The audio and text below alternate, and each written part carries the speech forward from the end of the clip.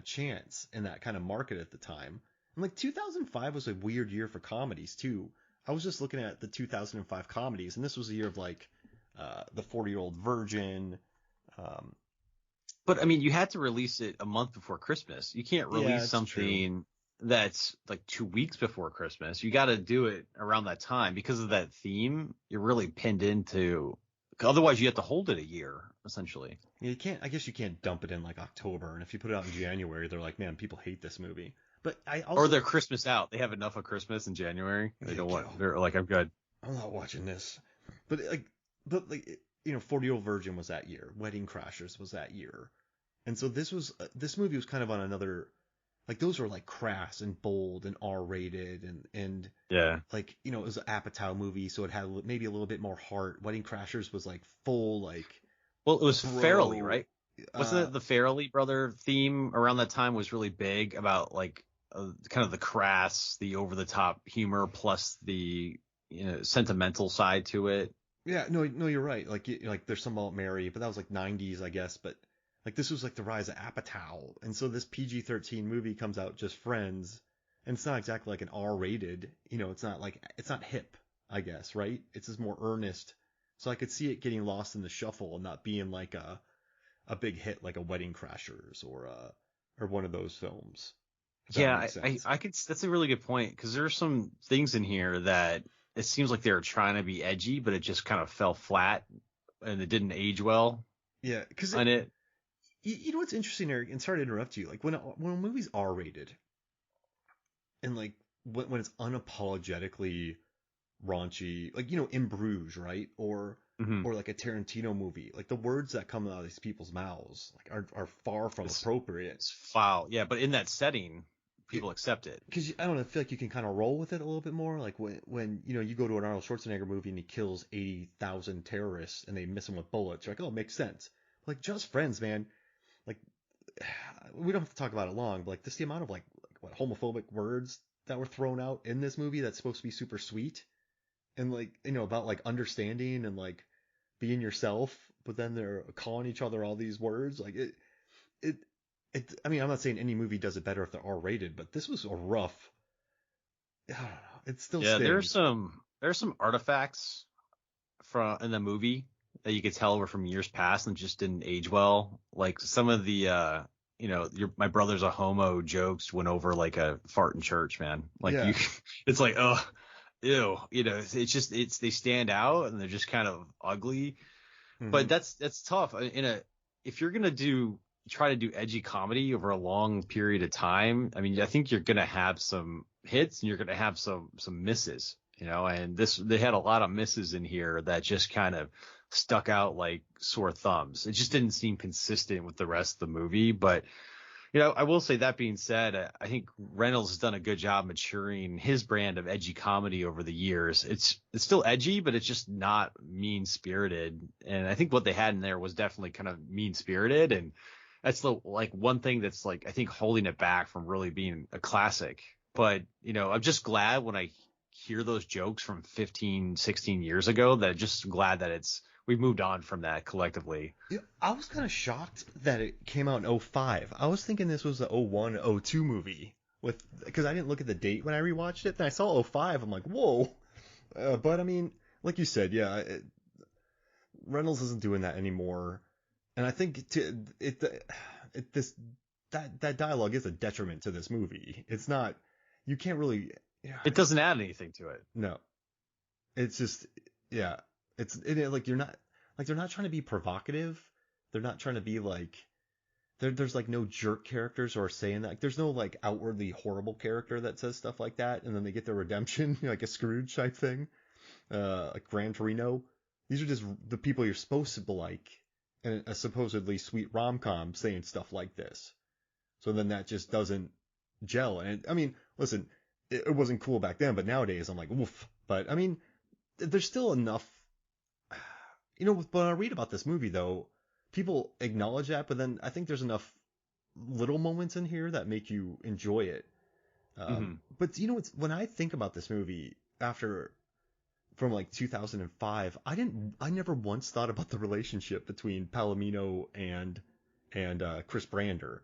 I just thought about Samantha James and her toothpaste and that stupid poster that listen. She actually had to do a photo shoot for that, and the whipped cream didn't stay on her chest, so they had to use shaving cream because that was like the only thing that could hold up the cherries. Oh man.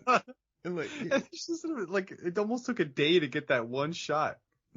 That makes sense though, because remember on the quad at FSU, all the posters that used to be sold for people's walls, that's why it's so there were funny. a lot of artifacts. They had cordless phones, the bits with the hello Joyce. Yeah, just seeing that brother. Oh yeah, and but he had iPhones too, the feature phones, and then the poster on the wall. That was a healthy dose of nostalgia. Seeing actual posters on the wall. Mm-hmm. And just watching, I was watching Shang-Chi though, and I got very happy the other day because he had the Warriors poster on his wall, which is an amazing movie, and then he had Outcast, Stankonia. Oh, nice. That's one of my favorite albums of those. So I'm like, I like this dude. But yeah, just the random posters, not even classy frame posters in an office, just that poster of Sam James.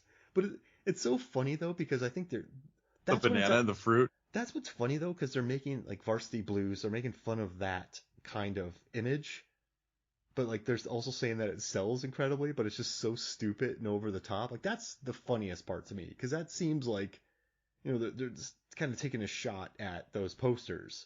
I think they're taking more of a shot at the Paris Hiltons of the world. Yeah, that's how she modeled that character. Mm-hmm. And I like that she didn't try to play it even close to Paris Hilton. She played if Paris Hilton had no inhibitions and was the Terminator. I don't know. I kind of dug that about her, and she didn't understand aluminum foil. Oh man, but I miss Anna Faris, man. She had just such a run. She was when she was headlining movies around the kind of time when that wasn't really that big. I mean, she came out with what? She did, let's see, what did she do? The House Bunny. That was a big movie. My Super Ex-Girlfriend. She was crushing it in the Scary Movie films. But then she popped up in Brokeback Mountain and Lost in Translation.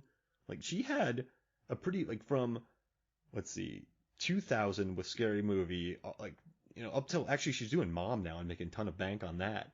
But I think she's had one of the most underappreciated runs in Hollywood. Because she was headlining movies. She was House Bunny. She was, she was killing it in Just Friends. She was popping up in, her work in, oh man, in Observe and Report. That was pretty daring. I wonder if that kind of, did you see Observe and Report? I have not. What happened? Oh, it's just the meanest movie. But no, everyone was expecting a Seth Rogen picture at the time. And Mm-hmm. Anna Faris, but it's yeah, I don't know. It's tough. Yeah. But I don't know. So I didn't miss much? Yeah, I don't think you missed much, but I just feel bad for her, man, because I feel like she just had. She has 152 episodes of Mom, so she's making huge syndication money, so it's cool. But she was headlining movies, and I feel bad that when people talk about stars, I think Anna Faris. Why do I keep saying Anna Gasteyer? I don't know, it's bad, but I like to run, man. It's the Frozen. You've seen Frozen too many times. Yeah, and also too I also think that Palomino, Amy Smart's had a good run there in the 80s, 90s. Observe and Report, Varsity Blues. She kind of crushed it as well. I kind of missed, but I think they both had personality though, more so than a lot of other. It did. Actors. Amy Smart's the pretty smart, approachable. Yeah. Character. Cool, smart, approachable. I think approachable is probably the best way to describe it. And then she also had a good run, man. She was in Rat Race, she was in Starsky and Hutch, and then in the Craig movies. Holy moly! Oh, Road Trip. Dude, what I found out is that she was in. Oh, geez, what's Troopers? Yes. Yeah, the pilot cadet. That she was running with Denise Richards in a scene. They were racing to see who could fly the plane. Denise Richards beat her. I think she should have been cast instead of Denise Richards. Personally, she would have been a great Carmen Ibanez. Okay, question. Would Starship Troopers be better with Amy Smart and Denise Richards' role? Would be better? Because the tone that Verhoeven was going for, I think, fit Richards. Oh, you're perfectly. right. You're right, because it was a little hokey with her and all her smiling. That was hokier. I think it's a good point. under that framework and how he created and the intent of the movie. Yeah, it's a good point. I think it'd be more of like my personal preference versus what's better for the movie. But no, man, I know it's weird that like we haven't talked much about Ryan Reynolds, but I think the Faris and Smart had good runs, man. They had good runs. They had solid runs, and people don't talk about it enough. Ryan Reynolds, one thing we're talking about the different movies that people have done, and I'm really glad he did not get trapped in the romantic comedy zone. Like, I know this movie's all about getting caught in the friend zone. I'm glad he didn't get caught in the romantic comedy zone, because he did this one, The Proposal, the one where he was talking to his daughter about her mom. I don't remember which one that was. Definitely, maybe. Yes, that one. But he could have, like, he and like McConaughey, for example, they did a lot of romantic comedies, but they were able to evolve and pull themselves out. I think McConaughey had to do Magic Mike to like, I'm not doing any more of these movies. Whereas Reynolds made a strong pivot toward action. I mean, he's great with physical acting. So I was really glad to see that, but I'm really glad he was able to not get stuck in this genre. Yeah, he's had an interesting career, Reynolds, because he survived like a lot of duds in his career. He just kind of, like, I know that sounds bad, but like R.I.P.D., Selfless, like he just keeps churning out movies and evolving. No one has had more shots at being part of the Marvel Cinematic Universe than Ryan Reynolds. I mean, he was Deadpool 1. Was that Deadpool? Which one was the Wolverine movie? Oh yeah, X-Men Origins. He was there. And then he was also in the Blade movie, Blade Trinity, as a hero and from a comic book series. And then he was the Green Lantern, which even he makes fun of now. But on his fourth try with Deadpool, he finally got it. Yeah, and I appreciate that perseverance to finally make it to the right character. I was looking at his evolution, and so like let's start with 2002 Van Wilder. He plays the same kind of character, same in air quotes, buying the cow, in-laws. Well, he's kind of nicer on that. Like Harold and Kumar, Blade Trinity. Then he's in Waiting, and then Just Friends. He's kind of the same Reynolds. But then he went womanizer, cool guy, kind of bro-like. You're right. And then he switched over to Smoking Aces, and then he started doing serious roles with the Nines and Chaos Theory. Then Definitely Maybe proved he could be like an affable leading man, not just like a smarmy leading man.